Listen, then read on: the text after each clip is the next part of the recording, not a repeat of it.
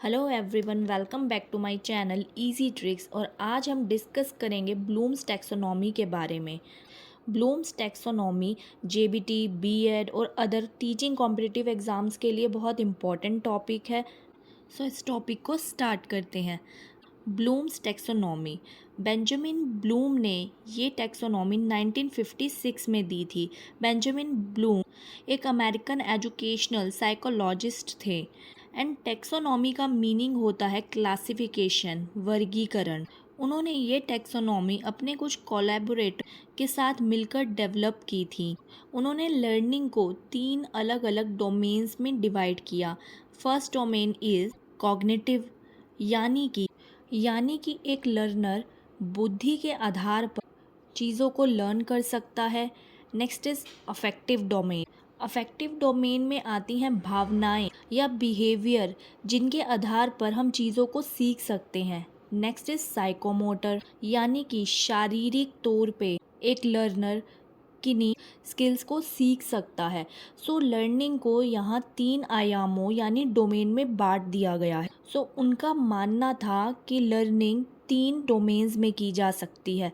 या तो हम मेंटली चीज़ों को सीख सकते हैं, या बिहेवियरली यानी कि अफेक्टिव मीन्स किसी भी चीज़ को सीखने के लिए उसे अपनी प्रैक्टिस में ला कर उसे बार बार दोहरा करके हम उस चीज़ को सीख सकते हैं।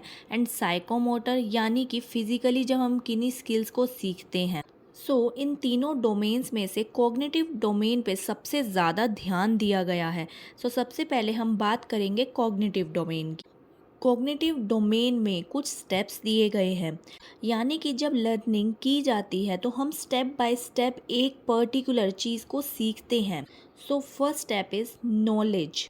नॉलेज मीन्स पता होना, किसी चीज़ की जानकारी होना।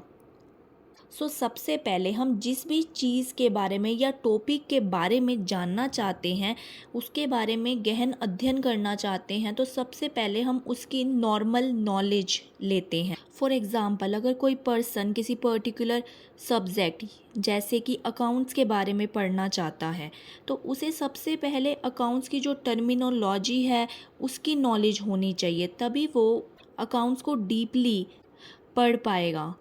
नॉलेज लर्निंग का फर्स्ट स्टेप है। Next step is comprehension. Comprehension का मतलब होता है अंडरस्टैंडिंग, यानी कि समझना।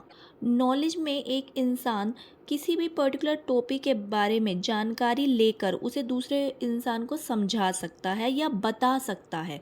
पर कॉम्प्रीहेंशन में जब किसी इंसान को उस पर्टिकुलर टॉपिक के बारे में समझ आने लगेगी, वो उसको अच्छे से समझने लगेगा, तो वो अपने शब्दों में भी दूसरे को समझा सकता है। नॉलेज में सिर्फ हमें जानकारी होती है, बट कॉम्प्रीहेंशन में उसकी समझ होती है। उसके बाद आता है एप्लीकेशन। एप्लीकेशन मीन्स अप्लाई करना। अब इस लेवल पर हमें किसी टॉपिक की जानकारी है, हम उसे अच्छे से समझ पाते हैं और समझा सकते हैं दूसरे को, तो अब हम उसको अपनी रियल लाइफ में भी अप्लाई कर सकते हैं। हम सब जो भी अपने कॉलेजेस या यूनिवर्सिटी में पढ़ते हैं, वो सब नॉलेज या कॉम्प्रीहेंशन हो सकती है, बट अगर हम उन्हीं चीज़ों को रियल लाइफ में अप्लाई करेंगे तो उसे एप्लीकेशन कहा जाएगा। फॉर एग्ज़ाम्पल, अगर कोई स्टूडेंट अपने कॉलेज में पढ़ता है कि कंप्यूटर के पार्ट्स कैसे बनाए जाते हैं, तो ये उसके लिए नॉलेज या कॉम्प्रीहेंशन है, क्योंकि यहाँ पे सिर्फ उसने पढ़ा है, उसे समझा है। बट जब वो रियल लाइफ में एक कंप्यूटर के पार्ट्स बनाएगा तो उसे एप्लीकेशन कहा जाएगा, यानी कि वो अपनी लर्निंग्स को अब अप्लाई कर सकता है। अब वो इस लेवल पर है। Next level is analysis. Analysis को समझने से पहले हमें ये जानना है कि नॉलेज, कॉम्प्रीहेंशन और एप्लीकेशन, ये तीनों लो ऑर्डर थिंकिंग स्किल्स हैं, यानी कि इन तीनों में से किसी भी लेवल पर पहुंचने के लिए हमें बहुत ज़्यादा माइंड डेवलप होने की ज़रूरत नहीं है।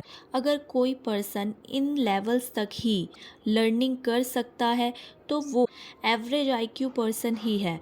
बट इससे ऊपर जब हम एनालिसिस, सिंथेसिस एंड इवैल्यूएशन के स्टेज पर जाएंगे तो उसके लिए एक person high order thinking skill required होंगे। यानी कि अगर कोई पर्सन अपने ब्रेन का अच्छे से यूज़ करता है तभी वो एनालिसिस, इवैल्यूएट या सिंथेसिस के लेवल तक पहुंच पाएगा। तो इसीलिए इसको हाई ऑर्डर थिंकिंग स्किल्स कहा जाता है। अब हम बात करते हैं एनालिसिस की। इसमें किसी भी टॉपिक को उसके पार्ट्स में समझा जाता है।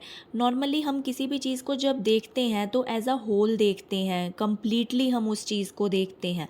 बट जो रिसर्चर होते हैं वो किसी भी चीज़ को उसको पार्ट्स में देखते हैं। फॉर एग्ज़ाम्पल, जब हम खाना खाते हैं तो हम उसके लिए सिर्फ इतना ही सोच सकते हैं कि वो अच्छा है या अच्छा नहीं है। बट अगर कोई पर्सन खाने की अच्छी नॉलेज रखता है तो वो खाते समय ये बता सकते हैं कि उस डिश को खाते समय क्या टेस्ट आया, आफ्टर टेस्ट क्या था। वो उसको पार्ट्स में समझते हैं, या हम कह सकते हैं उनकी इतनी नॉलेज है कि वो उसको भागों में, पार्ट्स में देख सकते हैं और जज कर सकते हैं। सो एनालिसिस मीन्स किसी भी पर्टिकुलर टॉपिक, चीज़ को टुकड़ों में देखना। Next step is synthesis. Synthesis analysis का उल्टा है। एनालिसिस में हम किसी भी चीज़ को पार्ट्स में देखते हैं, बट सिंथेसिस में हम कोई न्यू चीज़ को क्रिएट करते हैं बहुत सारी अलग अलग चीज़ों से। फॉर एग्ज़ाम्पल, एक पर्सन है जिसके पास कुछ मशीन्स हैं। यहाँ पर वो हर मशीन से कुछ पार्ट्स ले लेता है अलग अलग, और उनको यूज़ करके एक वो न्यू मशीन बना देता है जो कि एक इन्वेंशन होता है। तो इसी को सिंथेसिस कहा जाएगा। यहाँ पर अलग अलग चीज़ों को लेकर के कुछ नया बना देना, इसी को ही सिंथेसिस कहते हैं, यानी कि क्रिएशन कर देना या इन्वेंशन कर देना। Next step is evaluation.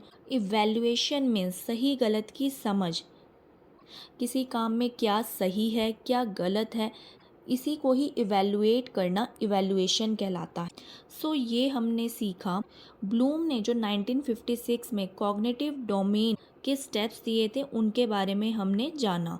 अब हम बात करते हैं 2001 में जब इस टेक्सोनॉमी को रिवाइज किया गया। सो 2001 के ब्लूम्स टेक्सोनॉमी में क्या लेवल्स या स्टेप दिए गए, अब हम उनके बारे में जानेंगे। सो यहाँ पर हम ब्लूम टैक्सोनॉमी और ब्लूम टैक्सोनॉमी रिवाइज जो कि 2001 में आई, दोनों को साइमल्टेनियसली जानेंगे। So first step is remembering. जिसे पहले नॉलेज कहा गया था अब उसको रिमेंबरिंग कर दिया गया। ब्लूम की 1956 की टैक्सोनॉमी से 2001 की टैक्सोनॉमी में सिर्फ उसके नाम ही चेंज किए गए हैं। पहले इसका नाम नॉलेज था, अब रिमेंबरिंग कर दिया गया, जो कि मेमोरी से ही रिलेटेड है दोनों शब्द। सेकंड स्टेप इज़ कॉम्प्रिहेंशन, और 2001 में अंडरस्टैंडिंग कर दिया गया, यानी कि समझने। थर्ड स्टेप पहले था एप्लीकेशन, अब इसे कर दिया गया अप्लाइंग। फोर्थ स्टेप एनालिसिस से कर दिया गया एनालाइजिंग। सो पहले इसे नाउन की फॉर्म में दिया गया था, अब इसे वर्ब की फॉर्म में कर दिया गया। नेक्स्ट स्टेप इस था सिंथेसिस, जिसे नई टेक्सोनॉमी में एक लेवल ऊपर कर दिया गया और नाम दे दिया गया क्रिएटिंग। नई टेक्सोनॉमी बनाते समय ये सोचा गया कि इवैल्यूएशन सिंथेसिस से नीचे होना चाहिए, क्योंकि इवैल्यूएशन में हम सिर्फ सही और गलत की पहचान करते हैं, बट नई इन्वेंशन करना, नई चीज़ों का क्रिएशन करना सबसे ऊपर है।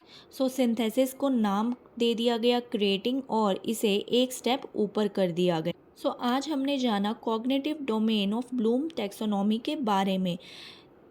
अफेक्टिव एंड साइकोमोटर डोमेन के बारे में हम नेक्स्ट वीडियो में बात करेंगे, और उस वीडियो का लिंक आपको इस वीडियो के डिस्क्रिप्शन में मिल जाएगा। आई होप आपको ये वीडियो अच्छी लगी हो और ये कॉन्सेप्ट अच्छे से समझ आया हो। अगर ये वीडियो आपको अच्छी लगी तो प्लीज़ इसे लाइक एंड शेयर करें और चैनल को ज़रूर सब्सक्राइब करें, और आगे आने वाली वीडियोज़ आपको मिल सके इसके लिए बेल आइकन पर ज़रूर प्रेस करें। Thank you for watching the video.